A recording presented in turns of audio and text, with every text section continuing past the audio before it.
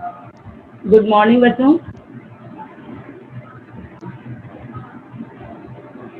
बच्चों, बहुत दिनों के बाद स्वास्थ्य कुछ खराब था मेरा। उसके बाद आज मैं अपना जो पुराना वीडियो है नमक का दरोगा, आज उस पर मैं अपना वक्तव्य दूंगी। वास्तव में काफी दिन हो गया है आपको मैं वीडियो नहीं दे पाई हूँ, इसके लिए क्षमा प्रार्थी हूँ, लेकिन मोस्ट वेलकम आपका। आप सभी ने बड़ी ही धीरजता के साथ हमारा इंतजार किया, इसके लिए शुक्रिया। कुछ बच्चे हमसे कह भी रहे थे कि मैम वीडियो कब डालेंगी, प्लीज मैम वीडियो दीजिए, हमें PDF दीजिए, हम अपना काम करें। बच्चों, मैं अब जल्दी डालूंगी। मैं ये प्रयास करूंगी कि हर कक्षा का, कक्षा 9वीं से लेकर कक्षा 12वीं तक के मैं अपनी समस्त वीडियो आपको दूं। पहले इसे मैंने अधूरा छोड़ा था। देखिए, पहले वीडियो में आपने देखा था कि किस प्रकार से एक पिता, मध्यम वर्गीय पिता, अपने पुत्र के दरोगा बनने पर कितनी इच्छाओं को वह पूर्ण करना चाहता है और अपने पुत्र को बहुत सारी सामाजिकता का ज्ञान देता है। पुत्र अपने पिता की सामाजिकता को हृदय में डाल करके वो कहाँ चल देते हैं? अपने नौकरी की तरफ चल देते हैं। नौकरी प्राप्त हो जाती है और पहला पद उन्हें दरोगे का मिलता है, दरोगा पद मिलता है, नमक का दरोगा मिलता है, जो ऊपरी आय का ही स्रोत है, जिसमें ऊपरी आय आती रहती है, मतलब इनकम आती रहती है। जो पिता चाहता है वो उसे मिल जाता है। लेकिन विडंबना यह है, विडंबना की बात देखो, विडंबना ऐसी है कि ये जो समाज है यह कुछ और सोचता है और मनुष्य कुछ और सोचता है। मनुष्य की विशेषता यह है कि वह अपनी लिप्तता को, अपनी लालच को, अपनी अंतर की चाह को पूर्ण करना चाहता है, बड़े पैमाने पर पूर्ण करना चाहता है। लेकिन यहाँ पे कवि क्या बोल रहा है, लेखक क्या बोल रहा है कि पिता ने जितनी भी उम्मीद जताई थी पुत्र से, पुत्र सारी बातों को बड़ी ही धीरजता के साथ स्वीकार करते हुए कर्म पथ पर जब आगे बढ़ता है, जब वहां वो जाता है और देखता है तो विपरीत परिस्थितियां हो जाती हैं और उसे अपने काम पर गर्व नहीं होता, न ही अपने पिता की दी हुई सीख याद आती है, न तो किसी प्रकार की सामाजिकता याद आती है, न तो तृष्णा उसे घेरती। वह सिर्फ कर्म के पथ पर अग्रसर होता है। कर्म की प्रधानता विशेष होती है। कर्म से ही मनुष्य पूजा जाता है। जाड़े की रात के समय नमक के सिपाही चौकीदार नशे में मस्त थे और मुंशी बंसीधर को यहाँ आए अभी 6 माह से अधिक न हुए थे। और इसी प्रकार से जब वह काम कर रहे थे, इतनी रात गए गाड़ियां क्यों नदी के पार जाती हैं? अवश्य कुछ न कुछ गोलमाल है। तर्क ने, देखिए यहाँ पे ये जो बात दी जा रही है, तर्क ने यहाँ पे है, तर्क ने भ्रम को पुष्ट किया। ये जो मस्तिष्क में तर्क उत्पन्न हुआ और भ्रम उत्पन्न हुआ, इसे देख करके वह पुष्टि करते हैं। आखिर क्या बात है, इतनी रात में ये जो गाड़ियां हैं नदी से पार जाती हैं। और बंसीधर वर्दी पहनते हैं, तमचा जेब में रखते हैं और बाकी घोड़ा दबाए हुए पुल के पार आ पहुंचते हैं। गाड़ियों की एक लंबी कतार पुल के पार जाती देखकर डांट कर पूछा किसकी गाड़ियां हैं। थोड़ी देर के लिए सन्नाटा हो गया। थोड़ी देर के लिए क्या हो गया? सन्नाटा हो गया। सन्नाटा इसलिए हो गया कि समस्त लोग जो गाड़ी में बैठे थे उनके साथ वो परेशान हो गए कि आखिर ये क्या करेंगे। लेकिन उसमें बैठा अलोपी दिन तनिक भी नहीं घबराया और वह मुंशी बंसीधर के पास वो आ जाता है और जिस प्रकार से उसने अपने लक्ष्मी के बल पर, अपने धन के बल पर अनेक अवसर को खरीद रखा था, उसी प्रकार से वह सोचा कि मैं पंडित अलोपीदीन ने सोचा कि मैं मुंशी वंशीधर को मैं खरीद लूंगा। अलोपीदीन इस इलाके के प्रतिष्ठित जमींदार थे। जमींदार का मतलब होता है जिसके पास, उस सूबे का सबसे अधिक जमीन जिसके पास हो। जमींदार थे, लाखों रुपयों का लेन देन करते थे, इधर उधर करते थे, छोटे बड़े। कौन ऐसा है जो उनसे ऋण नहीं लेता था। उनकी बड़ी प्रतिष्ठा थी। लक्ष्मी होने के कारण उनकी प्रतिष्ठा समाज में पर्याप्त रूप से बढ़ी हुई थी। और जब वंशीधर अलोपीदीन का सामना होता है, वंशीधर से अलोपीदीन का सामना होता है, तो बात थोड़ी सी उल्टी नजर आती।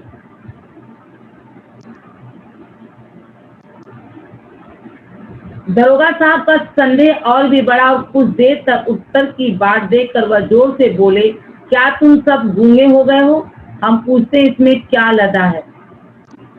अलोपीदीन प्रयास करते हैं कि दरोगा साहब मान जाए, लेकिन दरोगा साहब नहीं मानते हैं और वह डांट कर पूछते हैं इसके अंदर क्या है। और उनका जो गाड़ीवान था वो घबरा गया और बोला, महाराज, दरोगा ने गाड़ी रोक दी है और घाट पर खड़े आपको बुला रहे हैं। अलोपीदीन कहता है, लगता है कि कुछ इसे बिना लिए ये नहीं मानेगा। विचार करते हुए वह गाड़ी से उतरता है। देखो, यह मनुष्य की फितरत होती है। जिसके पास गलत काम करने की आदत हो जाते हैं, वह लोगों को पैसे रुपए दे करके बदलता है। उसी प्रकार से अलोपीदीन मुंशी वंशीधर को भी यही बात समझता है। और जब वहां जाता है, पंडित जी से बड़ी निश्चिंतता से पान के बीड़े लगाकर खाए, फिर फिलहाल ओढ़े हुए दरोगा के पास आकर बोले, बाबूजी आशीर्वाद, कहिए हमसे ऐसा कौन सा अपराध हुआ कि गाड़ियां रोक दी गई? हम ब्राह्मणों पर तो आपकी कृपा दृष्टि रहनी चाहिए। चापलूसी वाली बात। अन्य दरोगाओं के साथ अन्य जितने ऑफिसर वहां आए और ये बात जानते थे। ये बात ऑफिसर ही नहीं जानते थे, वहां की जनता भी जानती थी, जनप्रतिनिधि भी जानता था कि कुछ न कुछ यहाँ गड़बड़ घोटाला है। पंडित अलोपीदीन ने हंसकर कहा, हम सरकारी हुक्म को नहीं जानते और न सरकार को। कौन बोलता है? पंडित अलोपीदीन। बहुत तरह की गोल मोल बातें करते हैं। वह कहते नहीं, मैं नहीं जानते सरकारी हुक्म को और न ही सरकार को, हमारे सरकार तो आप ही हैं। किसको कहते हैं? पंडित अलोपीदीन कहते हैं मुंशी वंशीधर को। भाई, इस समय आप मेरे सरकार हैं, आप चाहेंगे तो मेरी गाड़ी चली जाएगी और आप यदि नहीं चाहेंगे तो हमारी गाड़ी नहीं जाएगी, रुक जाएगी यहीं पे। यही बात पंडित अलोपीदीन को समझ में आ जाती है।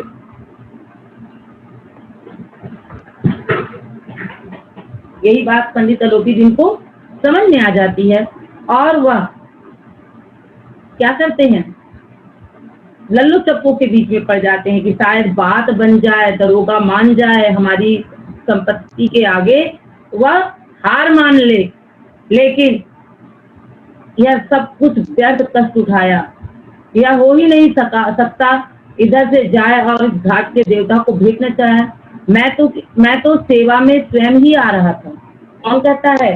अलोपीदीन कहते हैं कि मैं तो आपकी सेवा में आ रहा था, आप क्यों नाराज हो गए? मैं आपको भेंट दे के जाऊंगा, चढ़ावा चढ़ा के जाऊंगा। चढ़ावा मतलब घूस मैं आपको दे के जाऊंगा, आप क्यों परेशान है?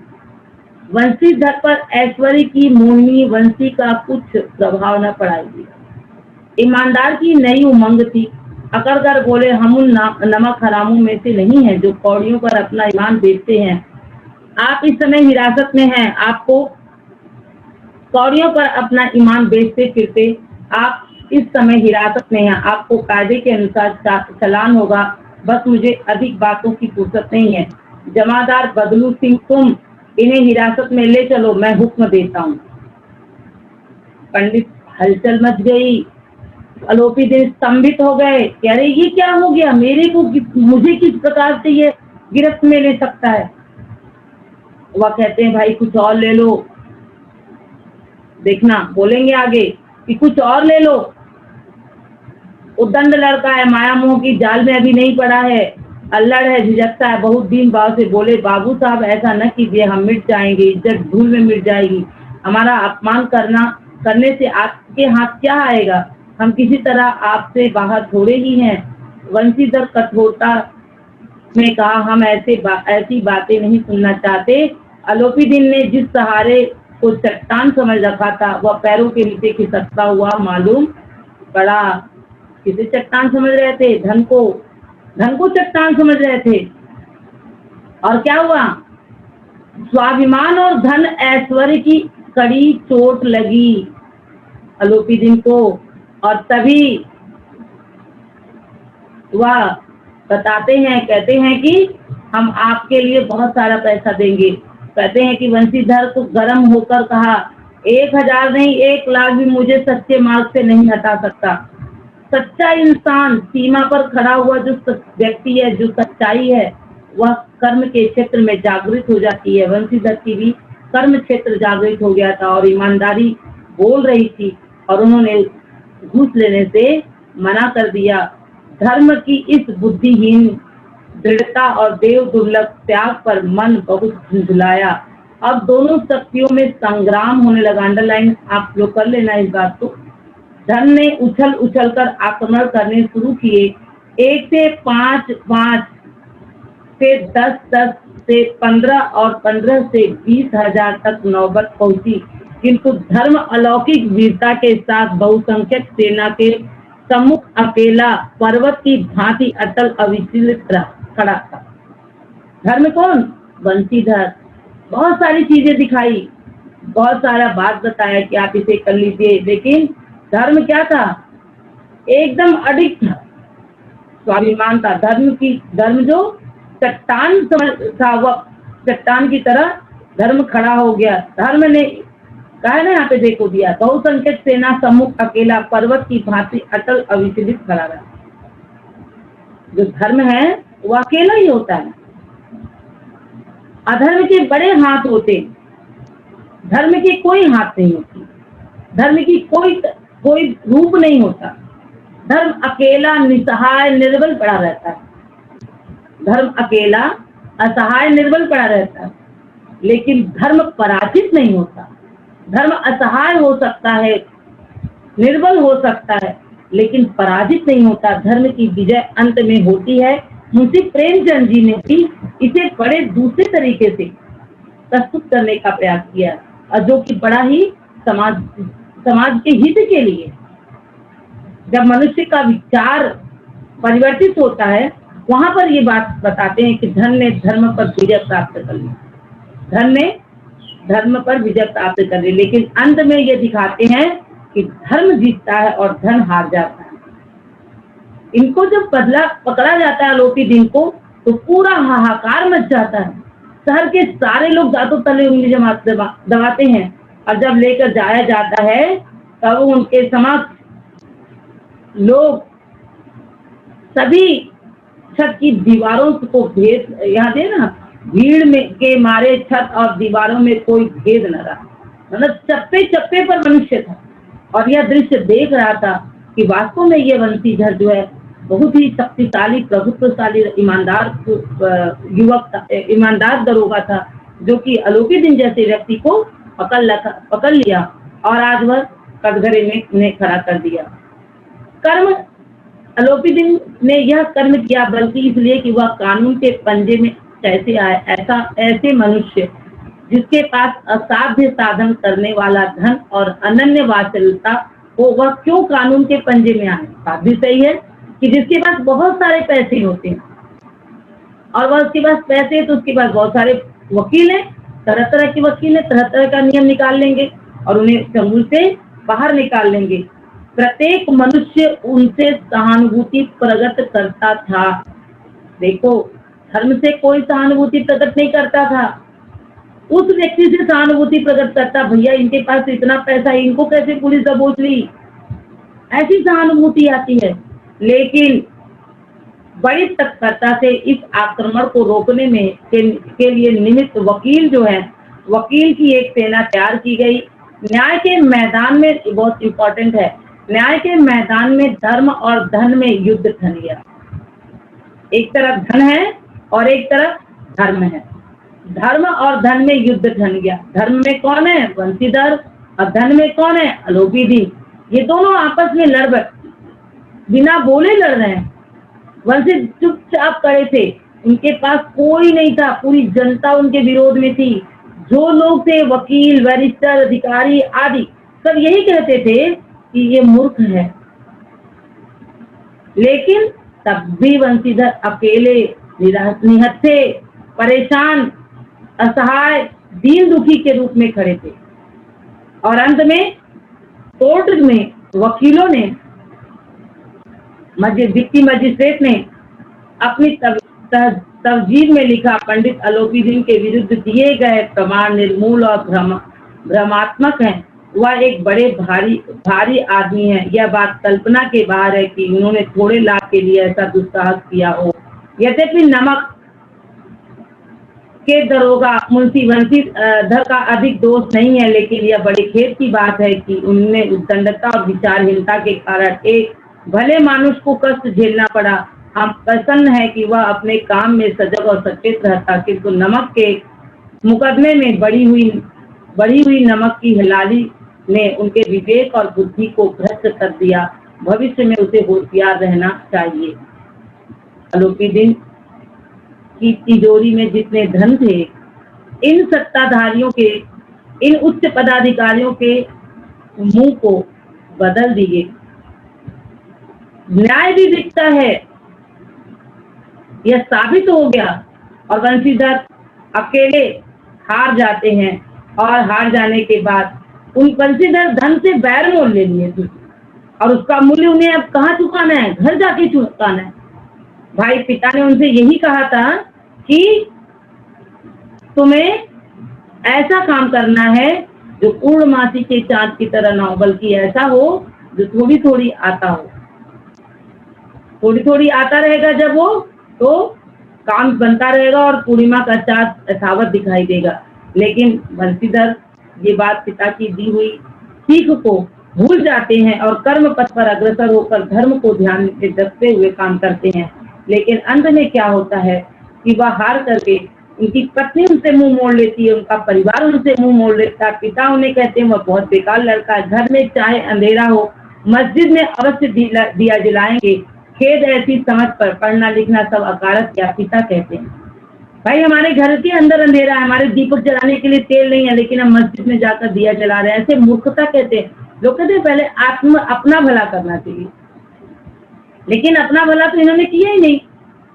घर में भूख की है, भूख मरी है, घर की स्थिति पुरानी स्थितियों में है, कोई अच्छे पोस्ट पर जाने के बाद कुछ अपने घर परिवार के लिए नहीं किया। इस प्रकार से वंशीधर तो पिता बहुत कोसते हैं और इस प्रकार का सप्ताह भर बहुत सारी दिक्कतें झेलते हैं। परिवार से, समाज से सभी उनका मजाक बना देते हैं और एक ईमानदार व्यक्ति सब उसे यातना प्राप्त करता है, धर्म सबसे यातना प्राप्त करता है। लेकिन जो अलोपी दीन जैसा व्यक्ति था, अलोपी दीन समझ गया कि वास्तव में इस व्यक्ति के अंदर बहुत बड़ी खूबी है। अलोपी दीन जैसा व्यक्ति ऐसे ही ईमानदार को मानो परख रहा हो। और वह अंत में एक दिन इसी प्रकार एक सप्ताह बीत गया। संध्या का समय, बूढ़े मुंशी जी बैठे बैठे राम नाम की माला जप रहे थे। इसी समय उनके द्वार पर सजी हुई गाड़ी आकर खड़ी हो गई, और वह सजी हुई गाड़ी अलोपी दीन की थी। और वह अलोपी दीन मुंशी वंशीधर के लिए आए थे, क्योंकि उन्हें इसी प्रकार का ईमानदार व्यक्ति की आवश्यकता थी। वह जानते थे कि मैं बेईमान हूं, वह जानते थे कि यह व्यक्ति निर्दोष है, इसने अपना जो काम किया बड़ी मुस्तैदी से किया। इतना बड़ा ईमानदार आदमी शायद मैं ढूंढूं भी तो न मिले, मैं कई लाख रुपया दूं तो न मिले, इसे मैं कैसे जाने दूं।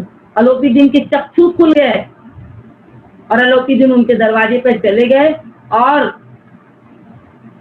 मुंशी जी अगवानी के दौड़े, मैंने भाई स्वागत किया, उन्हें बैठाया। और अलोपी दीन वात्सल्यपूर्ण स्वर में कहा, कुतिलक और पुरखों की कीर्ति उज्जवल करने वाले संसार में ऐसे कितने धर्मपरायण मनुष्य हैं जो धर्म पर अपना सब कुछ अर्पण कर सके। जब पिता ने अपने पुत्र को कहा कि मेरा बेटा कुमार्गी है,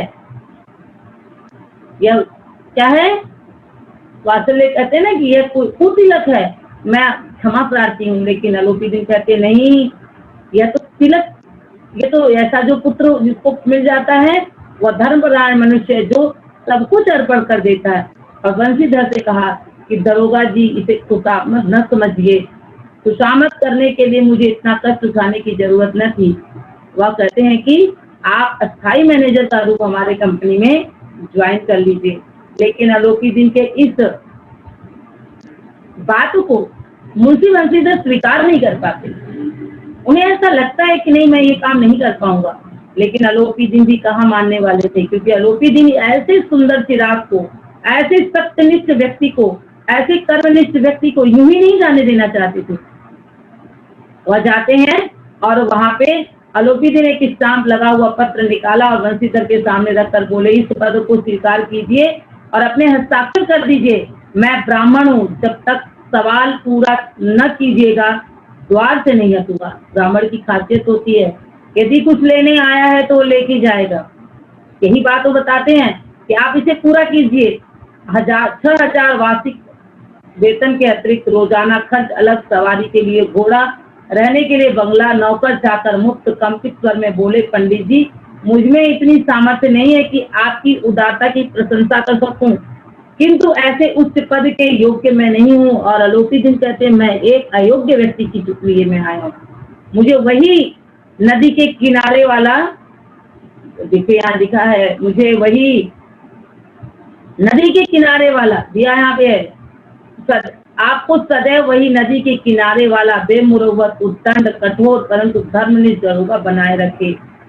वह कहते हैं कि ऐसे ही कठोर दरोगा की जरूरत है जो अपनी लिप्सा को भूल जाए, अपनी लालच को भूल जाए, अपनी जरूरतों को भूल जाए, अपनी भूख को भूल जाए, तब देश का विकास संभव होगा। लेकिन जो दरोगा अपने लालच, अपनी लिप्सा, अपने परिवार के सुख को याद रखते हैं, वह क्या करते हैं, देश से गद्दारी करते हैं। तो मुंशी बंशीधर क्या थे, एक राष्ट्रभक्त थे, एक देशभक्त थे, एक सच्चे इंसान थे, और इसे अलोपीदीन समझते हैं। और वह क्या करते हैं, उनको जबरन कहते हैं कि जब तक आप इस पद को स्वीकार नहीं करेंगे मैं यहाँ से नहीं जाऊंगा। और बंशीधर की आंखें डबडबा आई, हृदय में संकुचित पात्र में इतना एहसास न समा सका। एक बार फिर पंडित जी की ओर भक्ति और श्रद्धा की दृष्टि से देखा और कंपित हुए हाथों में मैनेजरी के कागज पर हस्ताक्षर कर दिए। अंत में अलोपीदीन ने प्रफुल्लित होकर उन्हें गले लगा लिया। अलोपीदीन को इस प्रकार का ईमानदार व्यक्ति जब प्राप्त हो जाता है तो वह उसे स्वीकार कर लेते हैं, और स्वीकार करते हैं और गले भी लगा लेते हैं और कहते हैं कि आप मुझे स्थायी मैनेजर के रूप में हैं, जब तक ये मेरी संपत्ति अचल है आपको कोई नहीं हटा सकता। किस बल पे नहीं हटा सकता, आपकी कर्तव्य निष्ठता, आपकी ईमानदारी, आपकी धन के प्रति जो आकर्षण नहीं है, इस कारण से प्रभावित होकर अलोपीदीन ने मुंशी बंशीधर को अपना स्थायी मैनेजर स्वीकार करते हैं। इस प्रकार से बच्चों इस कहानी में आप देखते हैं कि अलोपीदीन जैसा जो व्यक्ति है वह भी समझता है कि देश के लिए सही क्या है, समाज के लिए सही क्या है और गलत क्या है। लेकिन लोग क्या करते हैं, सही और गलत को जानते हुए भी लोग भूल जाते हैं। इसीलिए हमें सदैव सत्य का साथ देना चाहिए। इसी के साथ आज यही तक, गुड बाय।